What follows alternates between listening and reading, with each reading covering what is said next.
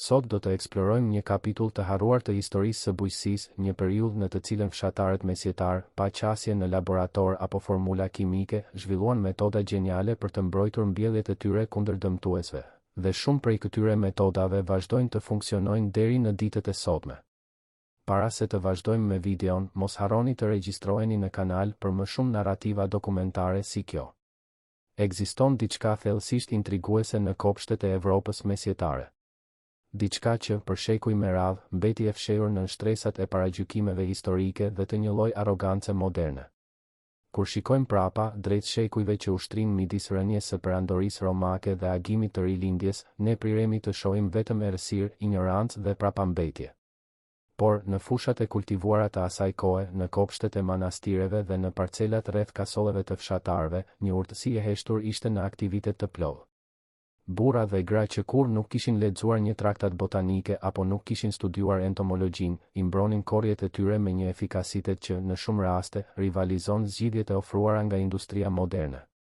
Dhe pyetja që shtrohet është e pashmangshme: çfarë saktësisht dinin ata që ne, të rrethuar nga teknologjia dhe njohuritë shkencore, duket se e kemi harruar?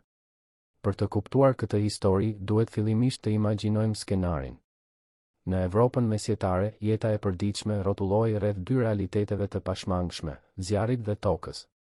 Çdo shtëpi, nga kasollja më modeste deri te kështjella më madhështore, mbante një oxhak të ndezur pothuajse vazhdimisht. Zjarri ngrohte dhomat gjatë dimrave të gjatë evropian, gatuante ushqimin, ndriçonte netët. Dhe, si një nënprodukt konstant i kësaj flake, grumbullohej një material gri dhe në dukje i padobishëm, hiri i drurit. Në çdo kohë tjetër, ndoshta kjo mbetje do të hidhej pa u menduar dy herë. Por fshatari mesjetar nuk e kishte luksin e shpërdorimit. Çdo burim i disponueshëm duhej të gjente një funksion, dhe hiri i drurit gjeti disa. Ajo që këta bujq vëzhguan përgjatë gjeneratave të provave dhe gabimeve ishte se hiri i shpërndar rreth bimëve krijonte një lloj bariere të padukshme kundër një prej armiqve më të pangopur dhe këmbëngulës të çdo kopshti, jargavacëve dhe kërmive. Për të kuptuar pse kjo funksiononte, është e nevojshme të kuptojmë biologjinë e këtyre molusjeve. Jargavacët dhe kërmit varen nga një shtresë mukoze që mbështjell trupat e tyre. Kjo substancë viskoze nuk është vetëm mjeti me të cilin ata lëvizin, duke rrëshitur mbi sipërfaqe të ashpra dhe të parregullta. Ajo është, në fakt, thelbësore për frymëmarrjen e tyre dhe për ruajtjen e ekuilibrit hidrik të organizmave të tyre. Pa këtë shtresë mbrojtëse, këto kafshë humbasin lagështinë shpejt dhe hyjnë në një gjendje dehidratimi që mund të jetë fatale. Hiri i drurit, nga natyra e tij, është një material jashtëzakonisht i thatë dhe alkalin. Kur një jargavac bie në kontakt me një unas hiri të shpërndar rreth një bime, reagimi është pothuajse i menjëhershëm. Alkaliniteti i hirit ndërhyn drejt për drejt në shtresën mukoze të moluskut, duke shkaktuar një humbje të përshpejtuar të lagështisë. Kafsha, e ballafaquar me këtë barierë armiqësore, tërhiqet instinktivisht. Hiri funksiononte, në praktik, si një hendek i vogël shkretëtire rreth çdo fidanit, një fortifikim në miniaturë i ndërtuar me asgjë më shumë se mbetjet e oxhakut të natës së kaluar. Dhe këtu zbulohet një nga karakteristikat më elegante të kësaj zgjidhjeje, ajo ishte në thelb falas.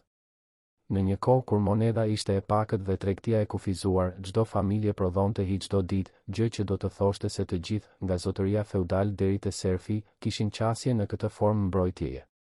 Por kishte edhe një shtresë tjetër kuptimi që vetë fshatarët ndoshta nuk e dinin.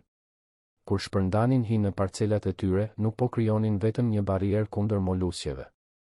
Ata po pasuronin, njëkohësisht, tokën me lëndë ushqyese thelbësore. Hiri i drurit është i pasur me kalium, kalcium dhe fosfor, elemente themelore për zhvillimin e shëndetshëm të bimëve.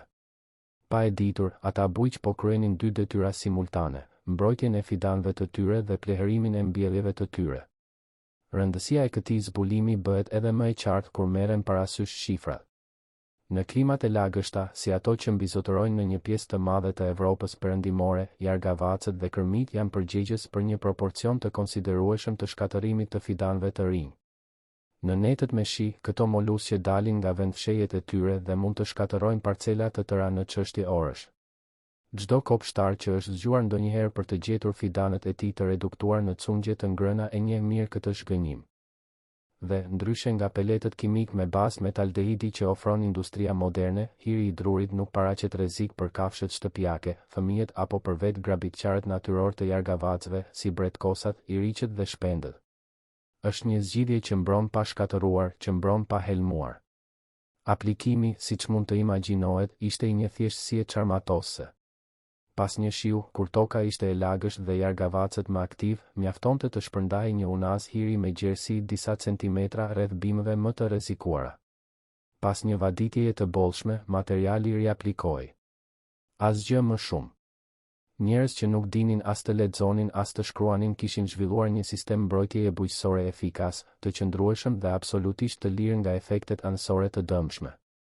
Por hiri, me gjithë efikasitetin e tij kundër pushtuesve që zvarriteshin nëpër tokë, nuk mund të bënte asgjë kundër atyre që vinin nga ajri. Për të marrë me insektet fluturuese dhe me kafshët me 4 këmbë që pushtonin kopshtet, kopshtarët mesjetar duhet i drejtoheshin një strategjie krejtësisht të ndryshme. Dhe kjo strategji përfshinte diçka që, në shikim të parë, duket se i përket më shumë kuzhinës se sa fushë betejës, erën. Këtu hapet një nga kapitujt më magjepsës të historisë së hortikulturës mesjetare. Zbulimi se era mund të përdorej si armë mbrojtëse nuk erdhi nga ndonjë traktat i ditur. Erdhi nga vëzhgimi i durueshëm i burrave dhe grave që kalonin të gjithë jetën e tyre duke punuar tokën. Dhe ajo që ata vëzhguan ishte se disa bimë të familjes Allium, grupi botanik që përfshin hudhrën, qepën dhe purin, dukeshin se ushtronin një efekt repelent të jashtëzakonshëm mbi një shumëllojshmëri të habitshme dëmtuesish. Shkenca moderne ofron një shpjegim të detajuar për këtë fenomen. Bimët e gjinisë Allium prodhojnë komponime të sulfurit si pjesë e metabolizmit të tyre natyror. Kur gjethet e tyre dëmtohen, qoftë edhe lehtë, qoftë nga era, shiu apo kontakti me organizma të tjerë, këto bimë çlirojnë një substancë të quajtur alicin. Alicina është një komponim organosulfur i avullueshëm, i njëjti përgjegjës për aromën karakteristike të hudhrës së freskët të prerë. Dhe ky komponim, duke u shpërndar në ajër rreth bimës, krijon një lloj reje kimike të padukshme që ndërhyn thellësisht në aftësinë e shumë insekteve për të gjetur burimet e tyre të ushqimit. Insektet si afidet dhe miza e karotës lundrojnë në botë të orientuar kryesisht nga shisa e nuhatjes. Receptorët e tyre ndijor janë të kalibruar për të zbuluar komponimet kimike specifike të emetuara nga bimët me të cilat ushqehen. Kur një kopsht rrethohet nga një brez i dendur qepësh ose hudhrash, komponimet e sulfurit të çliruara nga këto bimë ngopin ajrin përreth dhe krijojnë një ndërhyrje olfaktore që çorienton plotësisht këto insekte. Ata e dinë se ka ushqim afër, mund të zbulojnë gjurmë të komponimeve që kërkojnë, por nuk mund të përcaktojnë drejtimin e saktë. Është si të përpiqesh të ndjekësh një aromë specifike në mes të një kakofonie erërash intensive dhe të mbivendosura. Të zhgënjur dhe të paaftë për të lundruar, insektet përfundojnë duke u larguar në kërkim të objektivave më të lehtë për t'u gjetur. Regjistrimet historike sugjerojnë se kjo praktikë ishte e njohur dhe e përdorur që të paktën nga shekulli i IX. Në dorëshkrimet monastike të kësaj periudhe, ka referenca për murgjit që mbillnin breza qepësh posaçërisht rreth parcelave të tyre të lakrës. Manastiret mesjetare ishin qendra të njohurive bujqësore, vende ku vëzhgimi sistematik i natyrës ishte pjesë e rutinës ditore. Murgjit vunë re se infestimet e vemjeve ishin dukshëm më të vogla në parcelat e mbrojtura nga brezat e Alliumit, nuk zotëronin mikroskop, nuk e njihnin kimin e komponimeve të sulfurit, nuk kishin as konceptin e entomologjisë si disiplinë shkencore. Por kishin diçka po aq të vlefshme, sheku i vëzhgimit të kujdesshëm dhe një traditë për të regjistruar atë që funksiononte dhe atë që nuk funksiononte. Dhe parimi shtrihej shumë përtej insekteve. Gjitarët barngrënës, si drerët dhe lepurit, gjithashtu lundrojnë në botë të udhëhequr nga nuhatja. Një dre posedon për afërsisht 297 milion receptor olfaktor, kundrejt rreth 5 milionëve të qenjet njerëzore. Për këto kafsh, aroma e hudhrës përfaqëson një përvojë ndijore dërmuese intensive. Një brez i dendur hudhrash rreth një kopshti funksiononte si një barierë olfaktore praktikisht e pakalueshme. Bukuria e kësaj strategjie qëndronte jo vetëm në efikasitetin e saj, por në funksionalitetin e saj të dyfish. Bimët që shërbenin si barierë kundër dëmtuesve ishin, në të njëjtën kohë, përbërës kulinar të vlefshëm. Qepa që mbronte lakrat do të përfundonte, ajo vetë, në tenxhere. Hudhra që largonte drerët do të erëzonte gjellën e darkës. Mbrojtja e kopshtit dhe furnizimi i kuzhinës ishin, kështu, një e vetme dhe e njëjta veprimtari. Asgjë nuk shpërdorohej, asgjë nuk ekzistonte pa qëllim. Kishte në këtë qasje një ekonomi rrethore instinktive që bujësia industriale e shekullit të 20 do të kërkonte dekada për ta rizbuluar dhe për të provuar ta replikonte. Por qepët dhe hudhrat, sado efikase të ishin kundër insekteve fluturuese dhe gjitarëve barngrënës, nuk ishin të vetmet bimë që kopshtarët mesjetar mësuan t'i përdornin si armë. Kishte një tjetër, me aromë edhe më intensive dhe me vetit edhe më të jashtëzakonshme, që zinte një vend të veçantë në arsenalin botanik të mesjetës. Një bimë, emri i së cilës evokon absintet pariziane dhe netët boheme, por historia reale e së cilës është shumë më e vjetër dhe shumë më praktike se çdo legjendë artistike sugjeron. Bëhet fjalë për pelinin, i njohur shkencërisht si Artemisia absinthium. Pelini është një bimë shumë vjeçare me gjethe të argjenta dhe grishe, amtare e Evropës dhe e pjesëve të Azisë dhe Afrikës së Veriut. Emri i tij shkencëror nderon hyneshën greke Artemida, Artemis, mbrojtëse e natyrës së egër dhe e gjuetisë. Shumë kohë para se t'i huazonte emrin e tij likuerit që do të magjepste artistët dhe shkrimtarët e shekullit të 19, kjo bimë ishte një prani e vazhdueshme në kopshtet mesjetare, dhe jo për arsye rekreative. Bujqit e mesjetës zbuluan se pelini zotëronte veti repelente të jashtëzakonshme kundër një shumëllojshmërie të gjerë insekteve. Metoda e përdorimit ishte e drejtpërdrejtë dhe gjeniale. Bujqit mblidhnin gjethet e thata të pelinit, i hidhnin në ujë të valuar, e linin përzierjen në infuzion për ca kohë, e kullonin lëngun rezultues dhe e aplikonin drejtpërdrejt mbi mbjelljet e tyre. Rezultatet ishin mbresëlënëse. Buburecat e pleshtit, afidet dhe molat që zakonisht depozitonin vezët e tyre mbi brasikat, grupi botanik që përfshin lakrat e kuqe dhe brokolit, thjesht refuzonin të afroheshin bimëve të trajtuara. Shpjegimi për këtë efikasitet qëndron në dy komponime kimike të pranishme në gjethet e pelinit, absintina dhe anabsintina. Këto substanca janë intensivisht të hidhura, deri në atë pikë sa të figurojnë ndër komponimet më të hidhura të gjetura në mbretërinë bimore. Kur aplikohen mbi sipërfaqen e gjeteve të bimëve të tjera, këto substanca krijojnë një shtresë shije aq repulsive sa shumica dërmuese e insekteve fitofag refuzojnë prerazi të ushqehen me çdo gjë që është e mbuluar prej tyre. Hidhtësia funksionon si një sinjal alarmi universal në botën e insekteve, diçka aq e pakëndshme për shijen ndoshta është toksike, dhe instinkti i vetëruajtjes flet më fort se uria. Zbulimi i kësaj vetje nuk erdhi nga ndonjë eksperimentim i qëllimshëm. Erdhi, si shumë zbulime të tjera mesjetare, nga vëzhgimi i vëmendshëm i botës natyrore. Bujqit vunërese në afërsi të tufave të egra të pelinit, barrat e këqija ishin më pak të bollshme dhe bimët fqinje paraqitnin më pak shenja dëmtimi të shkaktuara nga insektet. Diçka në afërsi të pelinit i mbante dëmtuesit larg. Nga ky vëzhgim ishte një hap relativisht i shkurtër deri te eksperimentimi. Nëse prania e bimës largonte insektet, ndoshta një ekstrakt i koncentruar mund të bënte të njëjtën gjë kur aplikoi mbi kultura të tjera. Dhe kishte një avantazh shtesë që e bënte pelinin veçanërisht të vlefshëm. Kjo bimë lulëzon në kushte që do të ishin të pafavorshme për shumicën e specieve të tjera. Toka të varfra, guralece, të thata, ai kënd i neglizhuar i terrenit ku asgjë tjetër nuk dukej e gatshme të rritej, ishte saktësisht lloji i mjedisit në të cilin pelini ndihej si në shtëpi. Mbjellja e pelinit një herë të vetme do të thoshte të kishe qasje në një burim të rinovueshëm materiali për spërkatje natyrore për vite me radhë. Një bimë që kërkonte pak dhe ofronte shumë, një ekuacion që çdo bujk mesjetar do ta njihte si të vlefshëm. Por nëse pelini ishte dërmues efikas kundër insekteve që përtypin gjethet, kishte një kategori të tërë dëmtuesish për të cilët ai ofronte pak mbrojtje, insektet me trup të butë që ushqehen duke thithur lëngun e bimëve.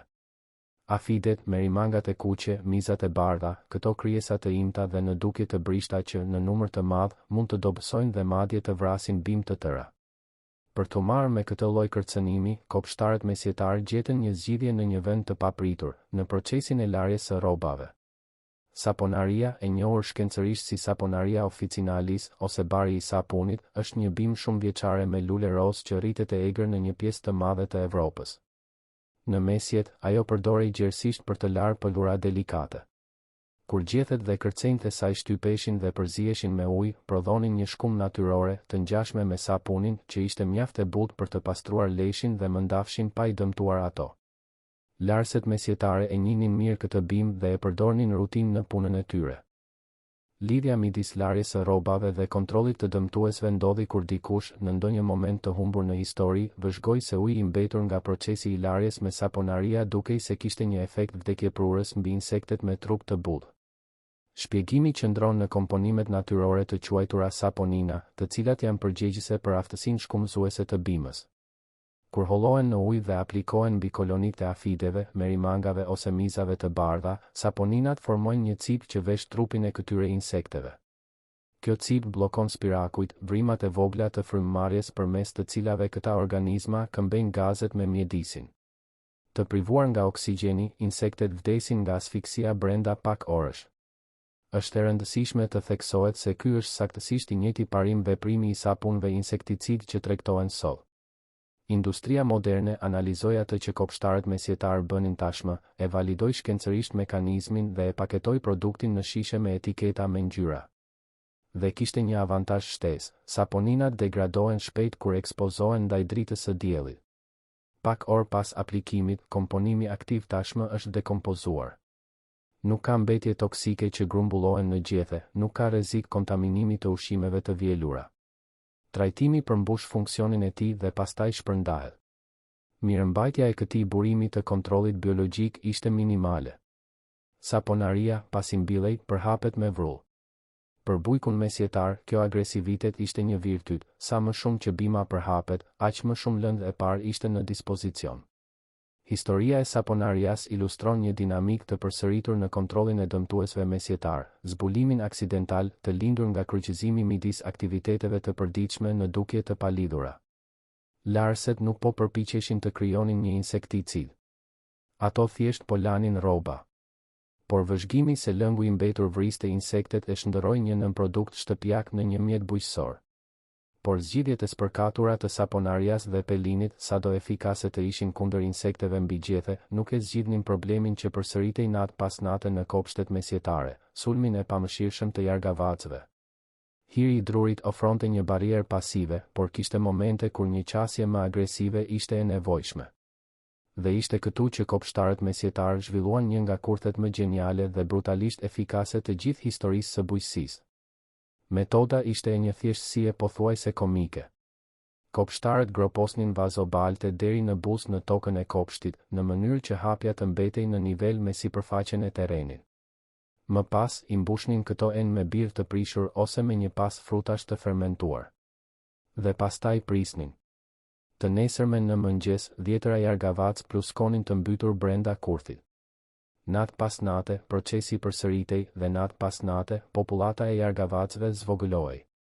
Shkenca pas këtij kurthi është sa elegante aq edhe e thjeshtë. Procesi i fermentimit prodhon komponime të avullueshme, veçanërisht ato të rrjedhura nga aktiviteti i majave, të cilat ushtrojnë një tërheqje të papërmbajtshme mbi jargavacët dhe kërmijë. Këto molusqe arrin të zbulojnë aromën e fermentimit në distanca të habitshme. Të tërhequr nga era, jargavacët braktisin çdo bimë që po konsumojnë dhe drejtohen në vijë të drejtë deri te burimi i aromës. Kur arrin në buzë të enës, hynë në të pa hezitim.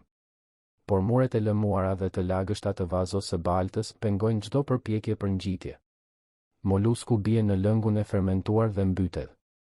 Kurthi funksionon si një ftesë të cilës jargavaci nuk mund t'i rezistojë dhe prej së cilës nuk mund të shpëtojë. Logjistika e kësaj zgjidhjeje ishte e përshtatur në mënyrë perfekte me realitetin mesjetar.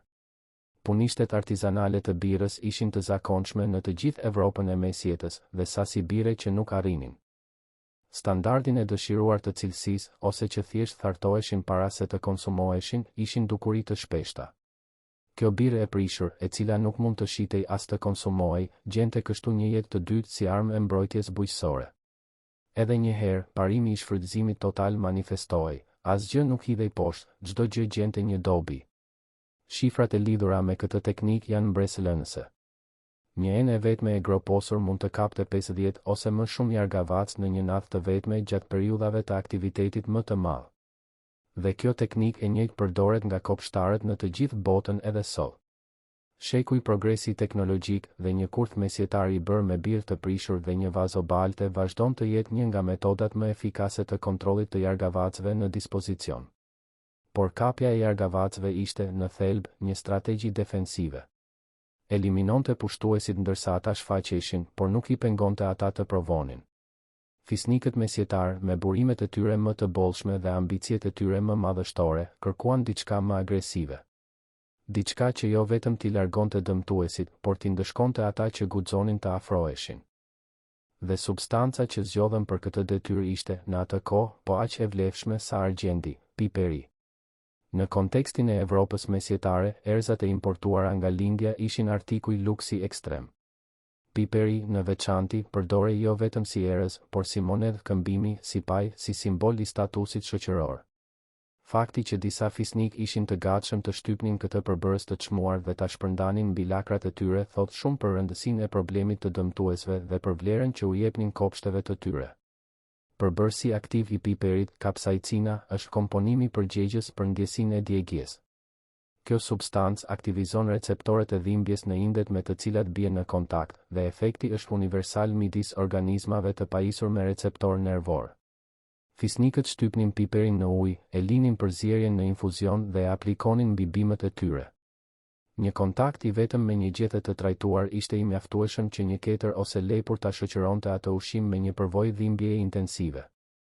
Dhimbja është një mësuese efikase. Natyrisht, piperi I importuar ishte jashtë mundësive të shumicës dërmuese të popullsisë. Një grusht piper kushtonte më shumë se rroga e një jave pune për një fshatar të zakonshëm. Por, si në shumë raste të tjera, kreativiteti popullor gjeti një alternativë. Farat e sinapit që rriteshin me bollët në të gjithë Evropën dhe nuk kushtonin absolutisht asgjë, përmbajnë komponime irrituese kimikisht të ngjashme me kapsaicinën. Jo aq të fuqishme, por mjaftueshëm efikase për të prodhuar të njëjtin lloj reagimi te kafshët barngrënës. Fshatari që nuk mund të blinte piper të importuar mund të mblidhte fara sinapi në anë të rrugës dhe të merrte një rezultat të krahasueshëm. Nevoja, si gjithmonë, ishte nëna e shpikjes. Aplikimi ishte ekonomik në të gjitha kuptimet. Një sasi e vogël pluhuri I piperi ose sinapi të shtypur I holluar në ujë mjaftonte për të trajtuar një zonë të konsiderueshme. Pas shiut, aplikimi duhej të rinovohej, pasi uji e lante komponimin nga gjethet. Por kostoja e zëvendësimit ishte minimale, veçanërisht për ata që përdornin fara sinapi të kultivuara në terrenet e tyre. Ishte një zgjidhje që shkallëzohej në mënyrë perfekte, funksiononte njësoj mirë për një kopsht të vogël shtëpiak dhe për kopshtet e gjera të një prone zotërie. Por djegja e kapsaicinës dhe irritimi I sinapit ishin vetëm 2 nga armët e shumta në arsenalin mesjetar. Disa probleme kërkonin qasje më delikate, më strategjike, që nuk sulmonin drejt për drejt dëmtuesin, por çmontonin gjithë sistemin që e mbështeste atë. Dhe këtu historia kthehet te një nga dëmtuesit më të nënvlerësuar dhe më të keqkuptuar të botës së kopshtarisë, milingonat. Në shikim të parë, milingonat duken të padëmshme në një kopsht. Por kjo përshtypje është thellësisht mashtruese. Shumë specie milingonash mbajnë një marrëdhënie simbiotike me afidet, I mbrojnë ato nga grabitqarët, I transportojnë në pjesët më të njoma të bimëve dhe, në këmbim, mbledhin mjaltëzën që afidet ta itin. Për sa kohë që ka milingona në një kopsht, çdo përpjekje për të kontrolluar afidet do të jetë pjesërisht efikase, pasi milingonat mbrojnë kopet e tyre kundër nusepashkave dhe grabitqarëve të tjerë natyror. Kopshtarët mesjetar, përmes shekujve të vëzhgimit, e kuptuan këtë dinamikë. Dhe zgjidhja që gjetën ishte një bim me lule të arta e quajtur tansia, ose bar pezmi, e njohur shkencërisht si Tanacetum vulgare. Kjo bim shumë vjeçare, me gjethe të prera të ngjashme me fierin dhe lulëzime në formë të butonave të vegjël të verdh, prodhon komponime kimike të quajtura tujona dhe kamfor. Këto komponime ndërhyjnë drejt për drejt në gjurmët e feromoneve që milingonat përdorin për të lundruar. Milingonat orientohen kryesisht nga nuhatja, duke ndjekur shtigje kimike të lëna nga shoqet e tyre. Kur këto shtigje ndërpriten ose maskohen nga komponimet e avullueshme të tansias, milingonat humbasin plotësisht aftësinë e tyre të lundrimit. Arrin deri në buzë të një zone të mbjellë me tansia dhe thjesht ndalojnë, të çorientuara, të paaftë për të vazhduar. Efekti domino I kësaj ndërprerjeje është I thellë. Pa milingonat për t'i mbrojtur, afidet mbeten të ekspozuara ndaj grabitqarëve të tyre natyror. Nusepashkat dhe krizopidet, që më parë dëboheshin vazhdimisht nga milingonat, mund të bëjnë më në fund punën e tyre. Brenda pak javësh, popullata e afideve kolapson pa pasur nevojë që kopshtari të aplikojë asnjë spërkatje të vetme. Është një shembull perfekt i kontrollit biologjik indirekt. Në vend që të sulmohet dëmtuesi drejt për drejt, hiqet sistemi i mbështetjes që e lejon atë të lulëzojë. Reputacioni i Tansia si bim me vlerë bujqësore ishte aq i konsoliduar sa vetë Karli i Madh, Charlemagne, perandori frank që sundoi një pjesë të madhe të Evropës midis shekujve të 8 dhe të 9, e përfshiu atë në listën e bimëve që duheshin kultivuar në të gjitha pronat perandorake. Dokumenti që përmban këtë përcaktim, i njohur si Capitulare de Villis, u përpilua rreth vitit 812 të erës sonë dhe përbën një nga regjistrimet më të detajuara të praktikave bujqësore karolinge. Në të, Karli i Madh numëron rreth 90 bimë që i konsideronte thelbësore për funksionimin e mirë të një prone rurale, dhe Tansia figuron midis tyre. Kur një perandor përfshin një bimë specifike në një dekret administrativ që rregullon menaxhimin e tokave të tij, është e sigurt të pohohet se kjo bimë kishte vërtetuar vlerën e saj përgjatë gjeneratave të përdorimit praktik. Bletarët mesjetar gjithashtu e njihnin vlerën e Tansias. Milingonat shpesh pushtonin kosheret në kërkim të mjaltit të ruajtur nga bletët, duke shkaktuar shqetësim dhe dëmtim. Mbjellja e Tansias rreth koshereve krijonte një zonë përjashtimi që milingonat nuk mund ta kalonin, duke mbrojtur bletët dhe prodhimin e tyre të mjaltit pa nevojën e ndërhyrjes së drejtpërdrejtë të bletarit. Ishte një zgjidhje pasive, e përhershme dhe e vetë menaxhuar që kërkonte vetëm mbjelljen fillestare dhe asnjë mirëmbajtje të mëvonshme. Por Tansia, me gjithë efikasitetin e saj kundër milingonave dhe pasojat e saj pozitive mbi kontrollin e afideve, merrej vetëm me atë që ndodhte në sipërfaqen e tokës dhe mbi të. Kishte probleme nëntoksore që kërkonin zgjidhje po aq nëntoksore.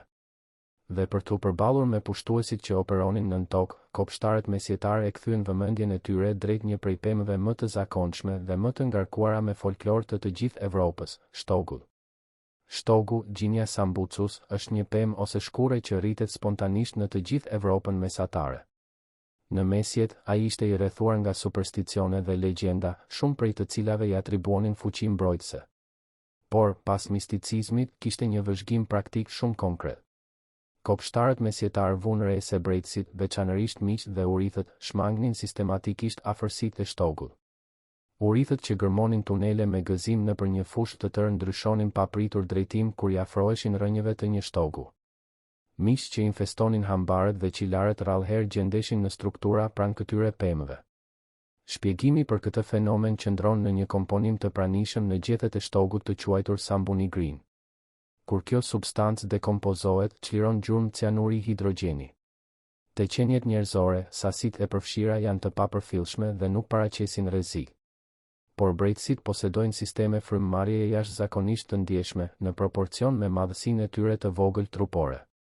Për ta, madje edhe sasitë minimale të cianurit të hidrogjenit shkaktojnë shqetësim të ndjeshëm në frymëmarrje.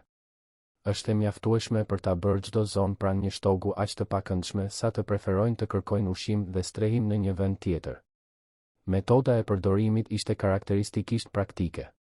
Bujqit zjenin një grush bujar gjethesh shtogu në ujë për rreth 30 minuta, e linin lëngun të ftoj dhe pastaj e shpërndanin rreth buzëve të parcelave të tyre. Era rezultuese i mbante brejtësit gërmues larg për ditë të tëra. Por kreativiteti mesjetar nuk ndalej këtu. Disa kopshtar shkonin një hap më tej dhe futnin degë të freskëta shtogu drejt për drejt në tunelet e urithëve. Të ballafaquar me atë aromë irrituese në hapësirën e tyre, urithët i braktisnin ato tunele plotësisht ose shpërdoronin energji duke gërmuar shtigje të reja rreth pengesës olfaktore. Sido që të jetë, rrënjët e karotave dhe të perimeve të tjera mbeteshin të mbrojtura. Dhe shtogu, ashtu si hiri i drurit dhe saponaria, ishte në thelb falas. Rritej i egër në të gjithë Evropën. Mjaftonte një shëtitje e shkurtër dhe pak ujë i valuar për t'i shndërruar gjethet e mbledhura në anë të rrugës në një repelent efikas brejtësish. Por jo të gjitha. Problemet e një kopshti mesjetar vinin nga nën toka. Në sipërfaqe, kishte një tjetër armik që çdo kopshtar i kohës e njihte mirë, macet. Në mesjet, macet gjysmë të zbutura bridhnin lirshëm nëpër fshatra dhe pronat rurale. Ato toleroheshin dhe madje vlerësoheshin për aftësinë e tyre për të kontrolluar miqt, por kishin zakonin zhgënjyes të përdorimit të parcelave të sapombjella si vende për të groposur jashtëqitjet e tyre, duke shkulur farat dhe duke dëmtuar fidanët në proces. Ishte një problem që, vlen të theksohet, mbetet absolutisht identik 800 vjet më vonë. Macet nuk kanë ndryshuar as pak. Dhe për të marrë me macet, brumbujt dhe njësër pushtuesisht të tjerë të sipërfaqes, kopshtarët mesjetar ju drejtuan një prej barrave më të huaja dhe më thumbuese të gjithë arsenalit të tyre, rudës, e njohur shkencërisht si ruta graveolens. Emri specifik, graveolens, vjen nga latinishtja dhe do të thot fjalë për fjalë me erë të fortë, një përshkrim që, sa do i drejt për drejt të jetë, nuk i bën drejtësi përvojës reale. Aroma e rudës është intensive, depërtuese dhe për shumicën e kafshëve, thellësisht e pakëndshme. Macet, në veçanti, shfaqin një urrëtie pothuajse viscerale ndaj rudës. E mbjell përgjatë buzëve të një parcele, ruda krijon një zonë që macet refuzojnë ta kalojnë. Kopshtarët mesjetar e zbuluan këtë empirikisht dhe filluan ta përdornin si një gardh të gjallë olfaktor rreth parcelave të tyre të farave. Brumbujt gjithashtu i shmangen bimëve që rriten në afërsi të rudës. Vajrat e avullueshëm të bimës përmbajnë rutinë dhe komponime të tjera që irritojnë kutikulën e insekteve gjatë kontaktit. Brumbujt preferonin të fluturonin 3 kopshte më larg sesa të uleshin në bimë pranë rudës. Regjistrimet monastike përmendin specifikisht mbjelljen e rudës pranë trëndafilave. Trëndafilat mesjetar ishin veçanërisht të rrezikuar nga brumbujt dhe prania e rudës në afërsi reduktonte dramatikisht dëmtimin pa pasur nevojë që dikush të kalonte orë të tëra duke mbledhur insektet me dorë. Murgjit me agjendat e tyre të ndara midis lutjeve, studimeve dhe punës manuale, vlerësonin çdo zgjidhje që kursente kohë dhe përpjekje. Por ruda vinte e shoqëruar me një paralajmërim të rëndësishëm që kopshtarët mesjetar e mësuan, ndoshta në mënyrën më të dhimbshme të mundshme. Vajrat e pranishëm në gjethet e rudës reagojnë me rrezatimin ultraviolet të dritës së diellit dhe mund të shkaktojnë djegje të rënda në lëkurën njerëzore, një gjendje e njohur sot si fitofotodermatiti. Kontakti me bimën në ditët me diell mund të rezultonte në fshikëza të dhimbshme dhe irritim të zgjatur. Bujqit mesjetar mësuan ta mblidhnin rudën vetëm në ditët me vranësira ose pas perëndimit të diellit, një mas paraprake që tregon një nivel njohurish praktike dhe vëmendjeje ndaj detajeve që përgënjeshtron çdo stereotip të ignorancës mesjetare. Romakët, shekuj më parë, e njihnin tashmë dhe e përdornin rudën duke e quajtur bari i hirit dhe duke shpërndar kultivimin e saj në të gjithë territorin e perandorisë së tyre të gjerë. Kjo do të thotë se kjo bimë grumbullon më shumë se 2000 vjeçar përdorimi të dokumentuar si repelent dëmtuesish.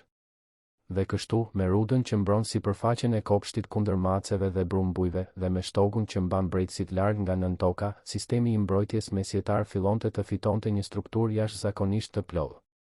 Por kishte një pjesë të fundit në këtë mozaik, një praktikë që nuk përfshinte asnjë bimë, asnjë ekstrakt, asnjë infuzion.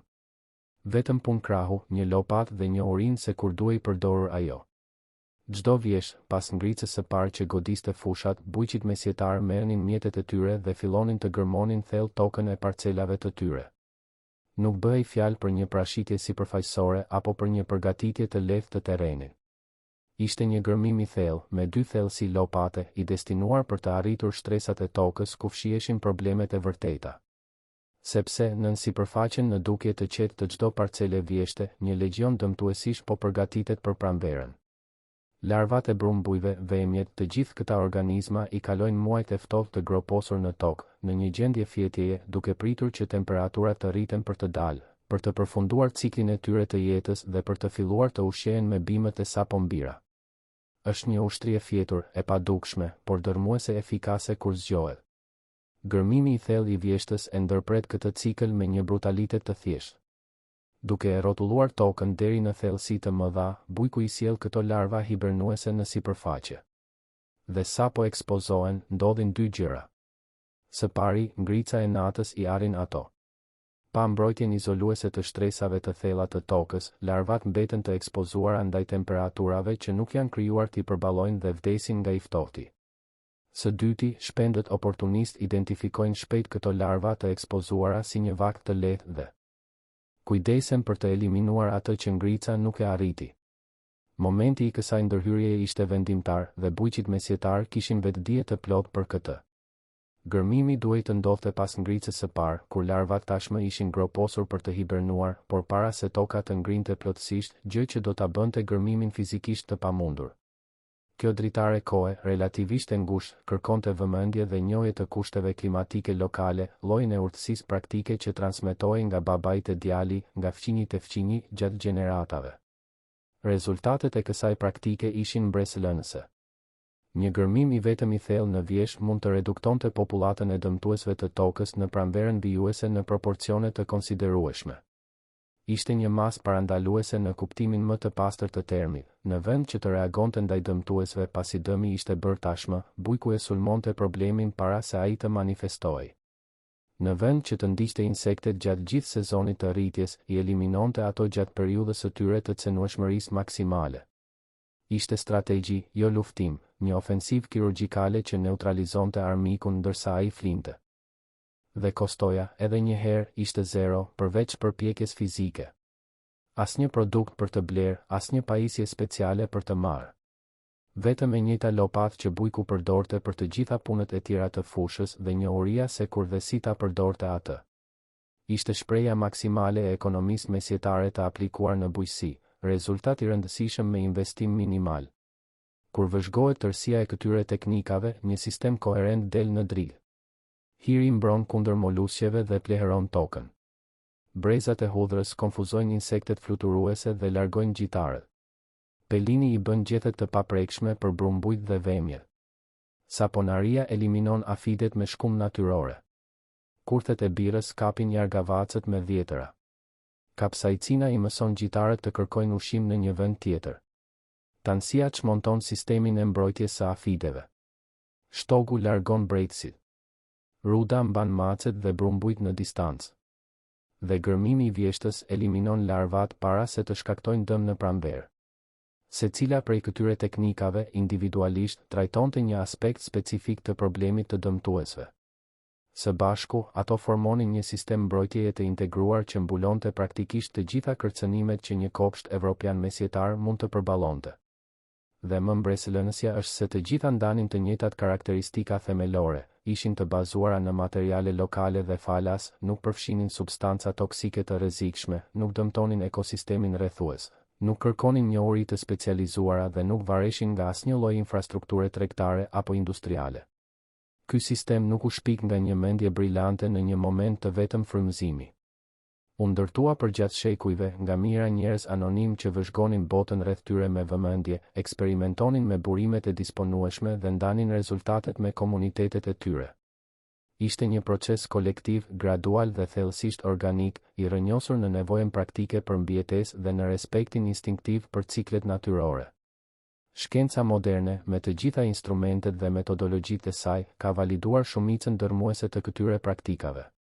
Komponimet e sulfurit të hudhrës, saponinat e saponarias, tujona e tansias, absintina e pelinit, kapsaicina e piperit, sambunigrina e shtogut, të gjitha këto komponime janë izoluar, analizuar dhe konfirmuar si agent repelent ose insekticid efikas.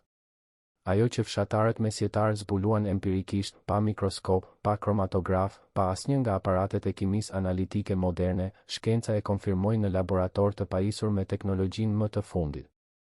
Përfundimi është në të njëjtën kohë përulës dhe frymëzues, ata njerëz dinin më shumë se sa u japim meri.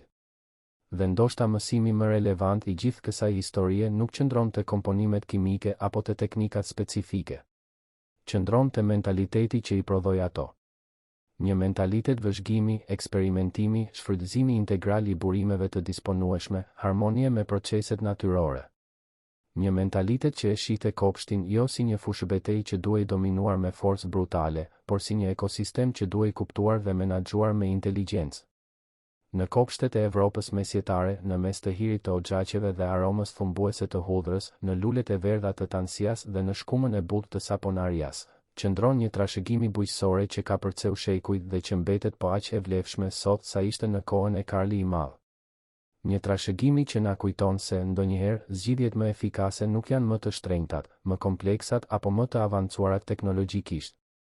Janë më të thjeshtat, më të vjetrat, më të lidhurat ngushtë me tokën dhe me ciklet e natyrës. Kopshtarët mesjetarë nuk kishin diploma, nuk publikonin artikuj shkencor, nuk regjistronin patenta. Por lanë diçka më të qëndrueshme, një korpus njohurish praktike të testuara nga gjeneratat që vazhdonte. Funksionoi në mënyrë perfekte më shumë se 600 vjet më vonë. Nëse kjo nuk është furtësi, është e vështirë të imagjinohet se çfarë do të ishte. Dhe kështu arrim në fund të këtij udhëtimi nëpër kopshtet mesjetare, por ndoshta ai është vetëm fillimi i tuaj. Sepse njohuritë që sapo eksploruam nuk i përkasin të kaluarës.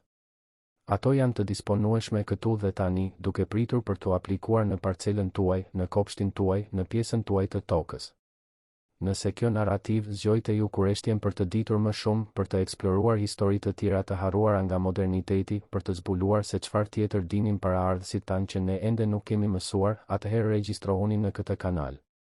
Çdo regjistrim, çdo pëlqim, çdo koment që lini është si ai hiri i shpërndar rreth një fidani të brisht. Mund të duket diçka e vogël, por është saktësisht ajo që na lejon të vazhdojmë të rritemi. Lini në komente cilën nga këto teknika mesjetare e njihni tashmë ose cilën keni ndërmend të provoni. Pjesëmarrja juaj është ajo që e mban këtë hapësirë gjallë dhe ushqen narrativa të reja dokumentare si kjo. Deri herën tjetër.